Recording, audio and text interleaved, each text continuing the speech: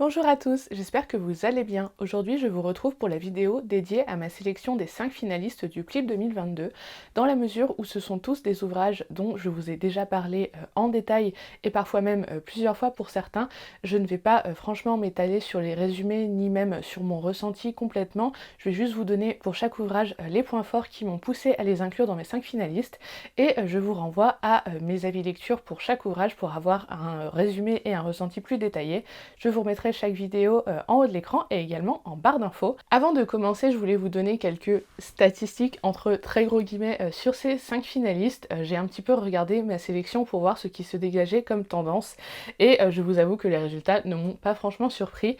Donc sur ces 5 finalistes, en tout, on a 4 autrices et un auteur. On a principalement du fantastique ou de la fantasy, mais aussi un ouvrage de SF. Et là où ça me chagrine un petit peu plus, c'est que j'ai 4 young adults et un seul roman purement adulte. J'aurais aimé avoir un peu plus d'adultes dans cette sélection, mais les romans adultes que j'ai lus pour le PLIB soit n'ont pas passé la barre des 25, soit ne font pas partie à mon sens des 5 finalistes. Donc voilà, vous avez le pourquoi du comment, ça vous donne un petit peu une idée de ce dont je vais vous parler et à mon avis ça ne vous surprendra absolument pas. Mais donc on va ne pas trop traîner et commencer tout de suite. Le premier que je vous présente, c'est un de mes plus gros coups de cœur du PLIB, mais si je vous le présente en premier, c'est aussi parce que dans l'ordre chronologique, c'est celui que j'ai lu en premier de ces 5 livres. Il s'agit, ça ne surprendra personne, d'Or et d'oreiller de Flore Vesco. Je vous le redis, je ne vais pas revenir en détail sur les résumés, simplement sachez que l'on est ici sur une réécriture de conte, mais que ça part ensuite dans toute autre chose. C'est un ouvrage très beau, très poétique, rempli d'esprit. Ce que j'avais adoré, c'est par-dessus tout la plume et l'intelligence de cette plume. Il y a pas mal d'humour, il y a beaucoup de références, beaucoup de réflexions, c'est hautement féministe. J'avais adoré cette lecture, c'est une de mes plus belles découvertes de cette année, pas seulement dans le PLIB, mais vraiment de l'année 2021 et même de ces dernières années, je pense.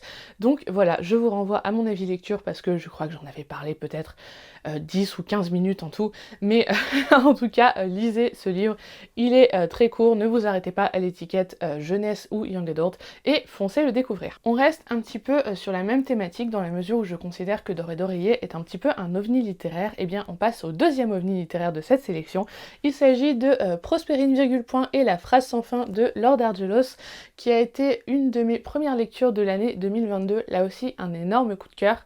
Non pas tant forcément pour l'histoire en tant que telle qui reste assez classique, mais plutôt pour l'univers et sa construction ainsi que les personnages et la plume. Là encore, comme D'or et d'oreiller, ce qui m'a séduite, c'est la plume, son intelligence, sa finesse, son humour. C'est un ouvrage aussi très beau, je vous conseille de le lire en papier si vous en avez l'occasion plutôt qu'en e-book parce que sinon je pense que vous passerez à côté de quelque chose. C'est un ouvrage illustré, il y a aussi beaucoup de travail dans la typographie et la mise en page. Bref, là encore, je ne m'étends pas, mais foncez, c'est vraiment très chouette à lire.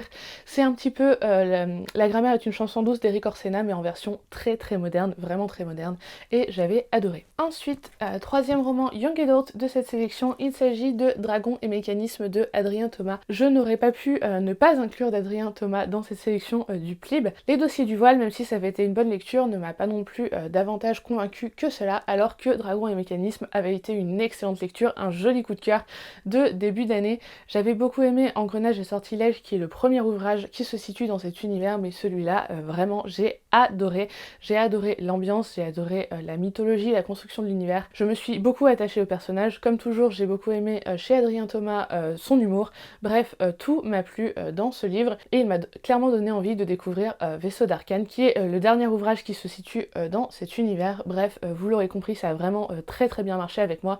Et là encore, ce n'est pas parce que c'est du young adult que les adultes n'y trouveront pas leur compte.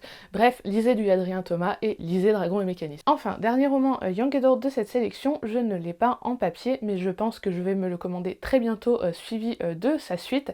Il s'agit de La couleur des nébuleuses de Amandine Peter, lu assez récemment, qui est donc l'ouvrage de science-fiction de cette sélection.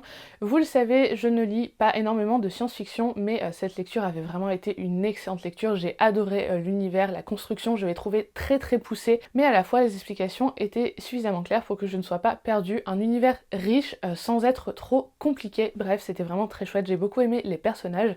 Au début, je pensais que le twist se relèverait de quelque chose d'assez classique dans le young adult, jusqu'à qu'on arrive au twist du twist qui m'a clairement donné envie de lire la suite. J'ai beaucoup aimé la plume de l'autrice. Bref, vous l'aurez compris, là encore une excellente lecture, pas forcément un aussi gros coup de cœur que par exemple D'or et d'oreiller ou Dragon et mécanisme, mais je m'étais vraiment régalée et je lirai la suite avec un immense plaisir. Donc ça y est, on en arrive à la fin de ces 5 finalistes, on en arrive, vous l'aurez compris, au roman adulte de cette sélection. Il s'agit, et ça ne surprendra personne, de Ouijigo de Estelle Faye. Vous savez à quel point j'aime Estelle Faye, même si je n'ai pas tout aimé dans son œuvre, et je dois avouer que j'attendais Ouijigo avec beaucoup d'impatience. Je l'ai lu en lecture commune avec d'autres jurés du PLIB, ce qui fait que j'ai fait traîner un petit peu ma lecture, alors que si j'avais pu, je l'aurais dévoré d'une traite, mais au final c'est pas plus mal parce que au moins j'ai pu prendre le temps, j'ai pu en discuter avec les autres, et ça a fait durer un petit peu le plaisir.